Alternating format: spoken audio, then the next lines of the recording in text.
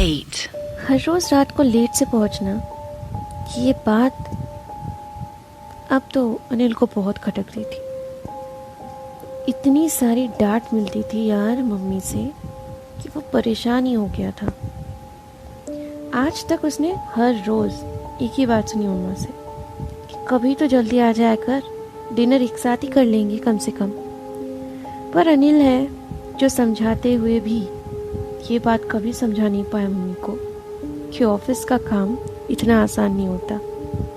वो लोग इतनी आसानी से मुझे थोड़ी छोड़ने वाले हैं। और आज एज यूजुअल इट्स फ्राइडे, और फ्राइडे की रात कैसी होती है ये बहुत सारे लोगों को पता है, क्योंकि सैटरडे और संडे छुट्टी होती है। और वैसे सैटरडे बहुतों का हाफ डे भी होता है, लेकिन अनिल के ऑफिस में सैटरडे हाफ डे नहीं, फुल डे ऑफ होता है। तो फ्राइडे हर काम कंप्लीट करके अपनी जगह रख कर फिर ही आना पड़ता है, वरना नौकरी से हाथ धोनी पड़ सकती है या फिर ढेर सारी गिफ्ट्स आपके लिए मंडे को इंतज़ार कर सकती है। ये सब बातें सोच सोच कर अनिल मुस्कुराता हुआ अपनी आखिरी फाइल समेट कर टेबल पे रख कर घर जाने के लिए रेडी हुआ। घड़ी में उसने देखा कि टाइम अभी जो है, अगर वो सीधे रास्ते से जाएगा तो बहुत देर हो जाएगी, मम्मी डिनर के लिए अकेली वेट करती रह जाएगी। तो क्यों ना एक काम किया जाए, वो दूसरा रास्ता जो वो जानता था उस रास्ते से जाएगा। लेकिन हाँ, उसे ये बात भी याद आई कि इस दूसरे रास्ते के बारे में बहुत सारी छोटी कहानियाँ फैली हुई है। ऑफिस वालों ने तो बस ये बात बता के रखी है कि भाई कुछ भी हो जाए तो उस पुराने बिल्डिंग के सामने से कभी मत जाना। पुराना बिल्डिंग वही जो बिल्डिंग है ना, जो शॉर्टकट रास्ते से जाता है ऑफिस के ठीक पीछे के रास्ते से, थोड़ी ही दूरी में है। उस बिल्डिंग को क्रॉस करते ही रास्ता बहुत करीब आ जाता है और घर जाने में बस ज़्यादा टाइम नहीं लगेगा। ये सोच कर अनिल बस मुस्कुराता हुआ सोचा, यार छोड़ो ऑफिस के लोगों की बातें, कुछ भी कहते रहते हैं, मैं तो आज उसी रास्ते से जाऊंगा घर, ताकि जल्दी जा पाऊँ। जैसी सोच बिल्कुल वैसे ही उसने किया।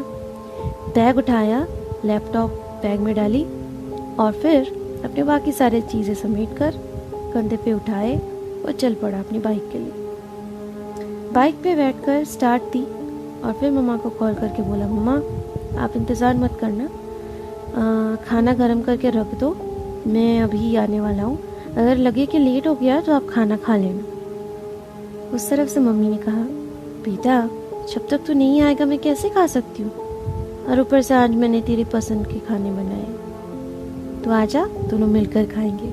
कोई बात नहीं, तू आराम से आ। अनिल ने कहा, मैं कोशिश करूँगा आराम से नहीं जल्दी से आ सकूँ, लेकिन ठीक है आप कह रहे हो तो आराम से भी आ जाऊँगा।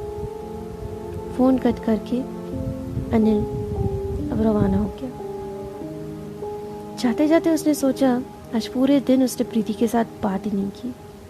कैसे करता यार, ऑफिस के इतने सारे काम होते हैं।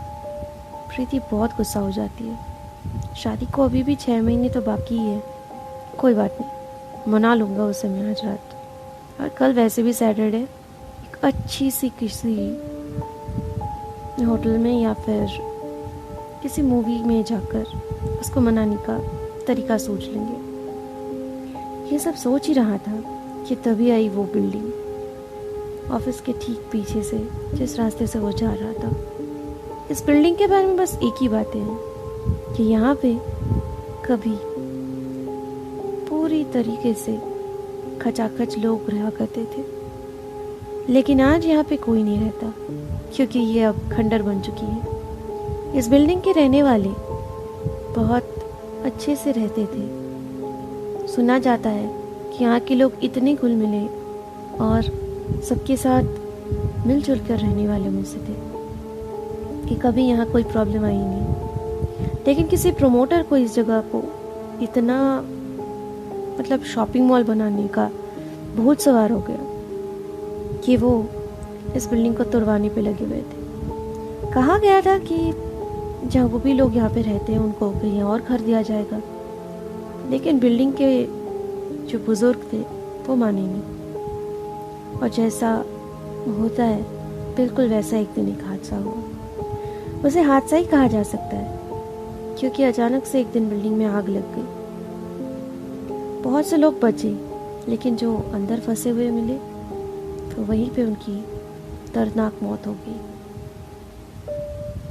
और उसके बाद प्रमोटर ने बहुत कोशिश की यहाँ पे शॉपिंग मॉल बनाने की, लेकिन जितनी भी बार लोग यहाँ पे आए, ना कुछ बना पाए ना कुछ तोड़ पाए, क्योंकि अब यहाँ पे उन्हें कई कई नज़ारे देखने को मिलते हैं। अनिल के लिए ये नज़ारे ही हैं, क्योंकि वो इन सब बातों पे विश्वास नहीं करता।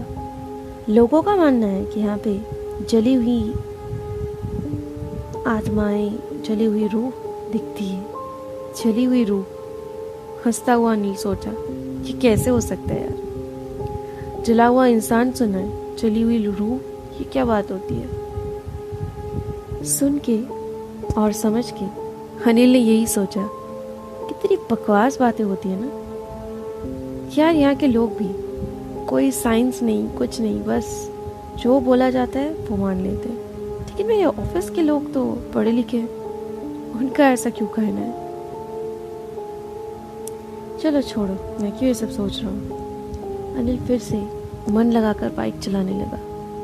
जल्दी जल्दी घर जाता हूँ, पता नहीं आज क्या खाने को मिलेगा। ऐसा सोचकर वो बिल्कुल बिल्डिंग के करीब आ गया, लेकिन अचानक उसकी नज़र एक अजीब सी चीज पे पड़ी। उसने आगे देखा, एक छोटी सी बच्ची हाथ में एक गुड़िया लेकर खड़ी है। यहाँ पे एक छोटी सी बच्ची क्या कर रही है। उसने आगे जाकर बाइक रोक दी और बाइक से उतरकर उसने पूछा, बेटा आप यहाँ अकेले क्या कर रहे हो? बेटा आप यहाँ अकेले क्या कर रहे हो? बच्ची ने 2 बार पूछने पर भी कोई जवाब नहीं दी। अनिल ने दोबारा कहा, बेटा आप बताओगे यहाँ पे अकेले क्या कर रहे हो आप? बच्ची ने हाथ उठाकर कोई इशारा किया। अनिल ने देखा कि वो बिल्डिंग की तरफ इशारा कर रही है। आंख उठाकर अनिल ने देखा कि वहाँ पे कोई शायद खड़ा है या खड़ी है। अंधेरे में कुछ दिखाई तो पड़ नहीं रहा था। अनिल ने दोबारा पूछा, वहाँ कौन है? आपके साथ कोई है? लेकिन इतनी रात का यहाँ पे रहना ठीक नहीं है बेटा। बच्ची भागकर अंदर गई बिल्डिंग की तरफ। अनिल चीखता हुआ बोला, अरे बेटा रुक जाओ, अंधेरा है, गिर जाओगे आप। अनिल ऐसा ही था, इसका दिल बिल्कुल बहुत ज्यादा इमोशनल। उसने सोचा, इतनी रात का एक बच्ची अंधेरे में किसके साथ अंदर हो गई होगी।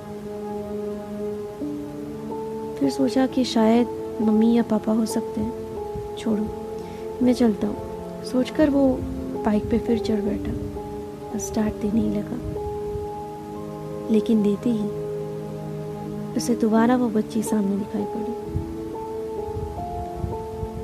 अब की बार वो बिल्कुल चौंक गया, क्योंकि अभी वो बच्ची अंदर गई थी तो वापस एक ही जगह पर एक ही तरीके से खड़ी कैसे रह सकती है। अनिल इस बार उतरा नहीं और बाइक पे बैठकर पूछा, बेटा तुम अंदर गई थी ना, वापस इतनी जल्दी कैसे आ गई? कौन हो तुम? यहाँ अंधेरे में क्या कर रही हो? बच्ची ने कोई जवाब नहीं दिया। अनिल ने दोबारा पूछा, बेटा कौन हो तुम? यहाँ अंधेरे में क्या कर रही हो? किसके साथ आई हो यहाँ पे? बच्ची ने फिर से हाथ उठाया और इशारे से बिल्डिंग की तरफ दिखाया। अनिल इस बार भी एक ही तरीके से बिल्डिंग के अंदर देखने के लिए अपना सर उठाया, और इस बार भी उसे वही एक परछाई दिखाई दी, जिसके देखकर पता ही नहीं चल रहा था कि वो आदमी है या औरत। अनिल ने फिर बच्ची की तरफ देखा और बच्ची फिर से भागकर अंदर चली गई। अनिल ने अब बिना वेट किए बाइक को स्टार्ट लगाया, लेकिन जैसे ही दोबारा स्टार्ट की गई फिर से वो बच्ची उसके बाइक के सामने। इस बार अनिल ना कुछ पूछा और ना कुछ बोला। उसे शायद अब समझ में आ गया कि क्या हो रहा है। वो धीरे धीरे बाइक को घुमाने की कोशिश करने लगा, क्योंकि उसे इस रास्ते से जाना ही नहीं था। लेकिन बाइक घुमाकर जैसे ही उसने सामने देखा, फिर से वही बच्ची खड़ी थी, हाथ में एक गुड़िया लेकर सर झुकाए। पहली बार की तरह अनिल इस बार बहुत जोर से चीखा, क्या चाहती हो तुम? मुझे जाने दो। देखो ये सब ठीक नहीं है, मुझे जाने दो, मुझे यहाँ से जाने दो। लड़की ने कुछ नहीं कहा। अनिल ने फिर पूछा, बेटा मुझे यहाँ से जाने दो, क्या चाहती हो तुम? बच्ची ने फिर भी कोई बात नहीं की। फिर अनिल ने दोबारा एक ही सवाल पूछा और इस बार उसके दिमाग में एक तरकीब सूझी। उसने पूछा, बेटा क्या अकेली क्या कर रही हो तुम? कौन है तुम्हारे साथ? बच्चे ने जवाब नहीं दिया। अनिल ने दोबारा एक ही सवाल पूछा, बेटा यहाँ तुम किसके साथ आई हो? बच्ची ने हाथ उठाकर अंदर की तरफ इशारा किया। अनिल ने धीरे धीरे बिल्डिंग के अंदर देखा और जैसे कि वो जानता था कि अब की बार भी बच्ची अंदर भागेगी, बिल्कुल वैसा हुआ और अनिल ने बिना इंतजार किए स्टार्ट कलर के फौरन बाइक को आगे बढ़ा दिया। और शायद उस दिन के बाद से उसे इस बात पे यकीन आ गया कि आखिर ऑफिस वाले जो कहते थे वो बिल्कुल सच कहते थे, क्योंकि उस दिन जो लड़की जब बच्ची उसे मिली थी उसका हाथ भी जला हुआ था और उसके हाथ में जो गुड़िया थी उसका एक पैर। लेकिन फिर भी अनिल नहीं माना था। उसे लगा था ये इत्तेफाक हो सकता है। लेकिन ये घटना होने के बाद से अब वो ऑफिस वालों पे हंसता भी नहीं है। उसे यकीन है कि जली हुई रूह भी होती है